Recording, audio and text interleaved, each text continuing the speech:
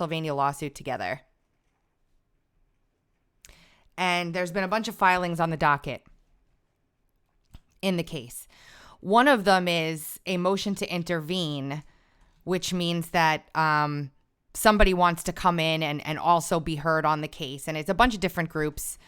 The complaint that they file, or the motion that they filed, is it's all about COVID and disenfranchisement and stuff like that. And the NAACP, the Pennsylvania State Conference, the Black Political Empowerment Project, Common Cause Pennsylvania, the League of Women Voters of Pennsylvania, individuals who have filed affidavits.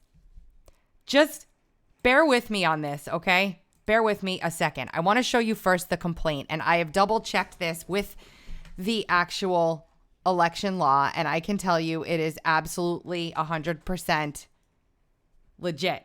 What's in this is the okay. One of the aspects of President Trump's lawsuit against the state of Pennsylvania is that they allowed certain districts, against election law, contacted voters to cure their ballots, and that's not allowed. So here we're going to read through really quickly some of the law here, just so that you guys understand. The enactment, there was an Act 77 was enacted just recently in October of 2019. And they voted on all this stuff through the legislature and stuff like that. And then it went to suit and whatever. But at the end of the day, the election law was codified inside of Act 77. And it bars the counting of an absentee or mail-in ballot that lacks an official election ballot or contains an envelope with any text, mark, or symbol which reveals the identity of the elector, their political affiliation, their candidate preference, or doesn't contain a declaration that is signed. And the Supreme Court in Pennsylvania recently reaffirmed that ballots that voters have filled out incompletely or incorrectly shall be set aside, declared void, and election boards are not permitted to afford these voters a notice and opportunity to cure procedure to remedy such defects. This was just this year that this lawsuit went through. I want you guys to pay very close attention to what's about to happen here, okay? I swear to you, I've checked this 4 or 5 times. I'm right here. I almost can't believe it because it's that absurd. Okay. It says the Bukvar Court further concluded that a mail-in ballot that is not enclosed in the statutorily mandated secrecy envelope must be disqualified. However, in contrast to prior provisions of the election code, all absentee and mail-in ballots are no longer sent to polling places on election day and are no longer inspected by the local election boards or subject to challenge by watchers at polling places. Instead, Act 77 mandates that all properly cast absentee and mail-in ballots are to be safely kept in sealed or locked containers at the County Board of Elections until they're canvassed by the county election boards. Additionally, it's important, listen, Act 77 requires that no earlier than 7 o'clock a.m. on Election Day, the county boards of elections shall meet to conduct a pre-canvass of all absentee and mail-in ballots received to that meeting. Election Code Section 1308. During the pre-canvass, the election official shall inspect and open the envelopes of all absentee and mail-in ballots, remove such ballots from such envelopes, and count, compute, and tally the votes reflected on such ballots. However, as part of the pre-canvass, the county election boards are prohibited from recording or publishing the votes reflected on the ballots that are pre-canvassed. Further, contrary to prior provisions of Election Code Act 77 mandates that the county boards of elections are to meet no earlier than the close of polls on Election Day and no later than the third day following the election to begin canvassing absentee and mail-in ballots.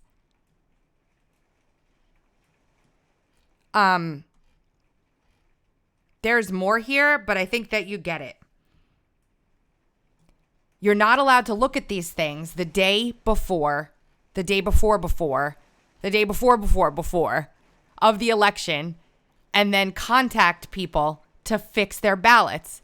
But what's happened here is that these intervening groups have submitted affidavits that state that they were contacted before Election Day to fix their votes. So they have literally submitted signed affidavits from Democratic voters complaining that their vote will be disenfranchised if this all goes through with the Trump campaign, that admit that PA contacted them before Election Day to correct their mail-in ballot. Does everybody understand? I.e., the Trump suit alleges that counties in PA that are listed on the lawsuit illegally, against California election law, which is right here and very clear,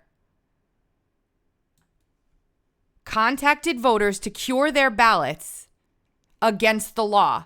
And then the intervening groups filed on the court docket absentee voters' affidavits who are testifying to the fact that they were contacted before November 3rd to cure their ballots.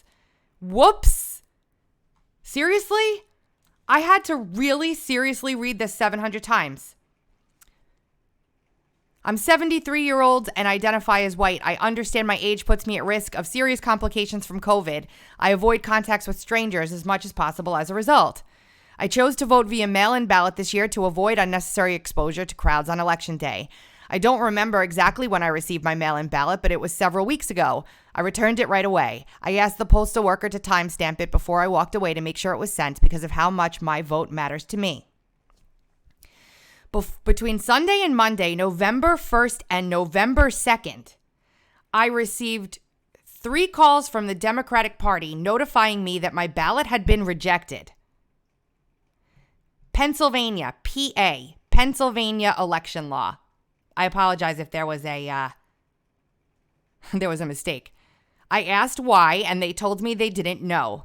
They instructed me to visit the voting center in Norristown to cure it. What the hell is this debauchery? I never received a call from any election official to inform me that my ballot had been rejected.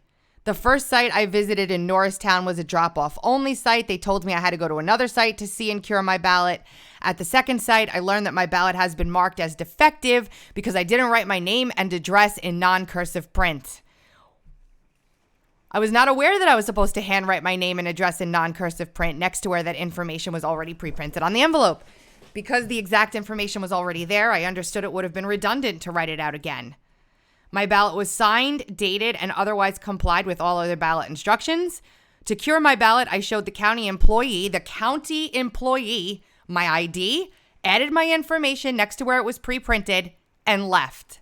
I told the employee that I would not leave the building until I was certain my vote counted.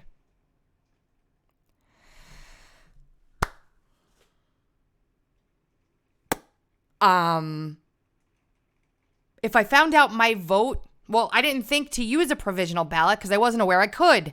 As far as I knew, curing my ballot in Norristown was the only way I could ensure my vote counted. If I found out my vote would be thrown out over this, I would be devastated. Voting is very important to me, and I drove to a different town and then to multiple buildings just to cure my ballot. I did it in the pouring rain. Here. I'm a 77-year-old black man. I originally completed and returned to election officials in my county a mail-in ballot in mid-October. The ballot was rejected because I failed to include the secrecy envelope. I learned it was rejected because election officials called me the day before Election Day to let me know that the ballot would not count.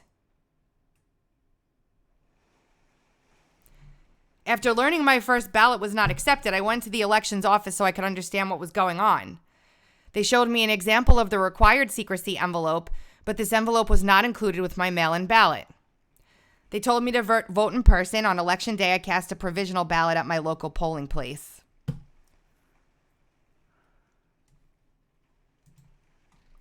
Here's Merrill Lara. In the November 2020 election, I originally completed and mailed to election officials in my county a mail ballot on the 22nd or the 23rd of October. It was canceled or rejected because I failed to place it inside the secrecy envelope.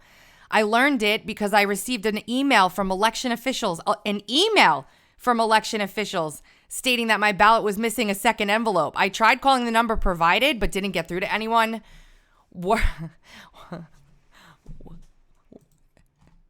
What? Can't.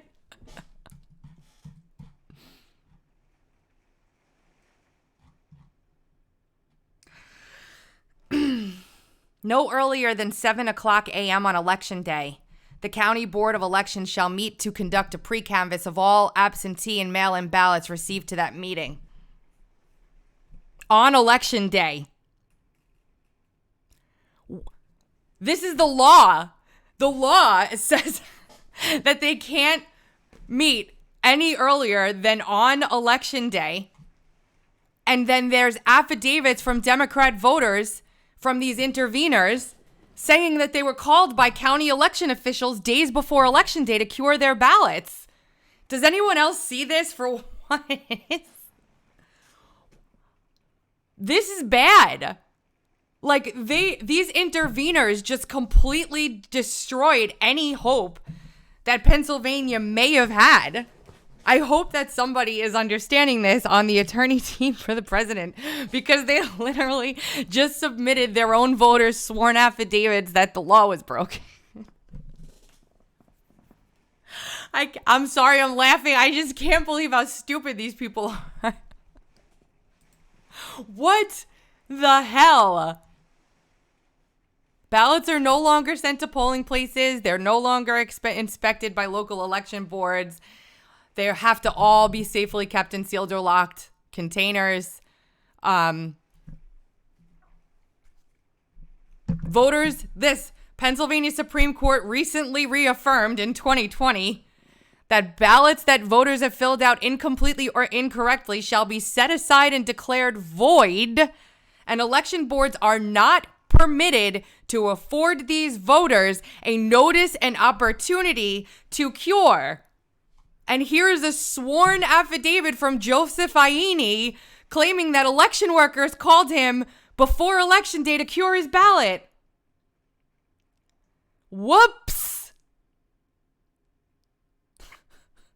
It's not glee.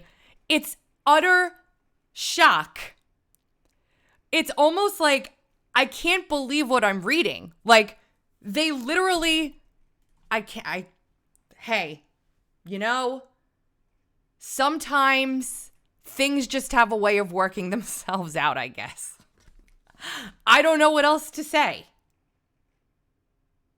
They literally admitted in sworn affidavits from witnesses that county officials broke election law, just like the complaint that Donald Trump has filed claims.